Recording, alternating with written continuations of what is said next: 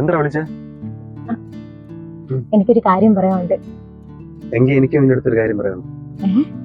എന്താ നീ പറ. അല്ല കുഴപ്പമില്ല, അത് നിന്റെ നീ പറ. I love you. വരുൺ എന്നോട് ഐ ലവ് യു പറഞ്ഞടാ. എടാ നിനക്കെന്നെ വിശ്വസിക്കാൻ പാടില്ലേ? ഞാൻ എങ്ങനെ അവനോട് പറയുമെന്ന് വിചാരിച്ചുകൊണ്ടിരിക്കുകയായിരുന്നു. ഇപ്പൊ എന്താ ആ ചമ്മലൊന്ന് മാറി കിട്ടി. ഷോ നീ എന്താ പറയണമെന്ന് പറഞ്ഞില്ലേ? പറ. അല്ല അത് ഞാൻ കുഴപ്പമില്ല, പിന്നെ പറയാം. പറയടാ. എനിക്ക് നിന്നെ ഇഷ്ടമാണ് ശരിക്കും പറഞ്ഞ. ഇഷ്ടോ?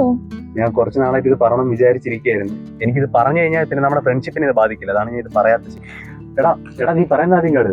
നീ മനസ്സിലാക്കുക, എനിക്ക് ശരിക്കും പറഞ്ഞാൽ ഇനി നേരത്തെ പറയണമെന്നുണ്ടായിരുന്നു. പക്ഷെ നീ പെട്ടെന്ന് വരേണ്ട കേസ് പറയുന്നത് ഞാനും വിചാരിച്ചില്ല. നമ്മൾ ഇത്രയും നാളത്തെ ക്ലോസ് ഫ്രണ്ട്സ് ആയിട്ടൊക്കെ ഇരുന്നിട്ട് എടാ എനിക്കിത് പറഞ്ഞില്ലേ ചിലപ്പോൾ ശരിക്കും എനിക്ക് ഭ്രാന്തായി പോകും. ഇനി എന്തായാലും ഈ ഫ്രണ്ട്ഷിപ്പും പറഞ്ഞ് വരല്ലേ ശബരി പ്ലീസ്. എടാ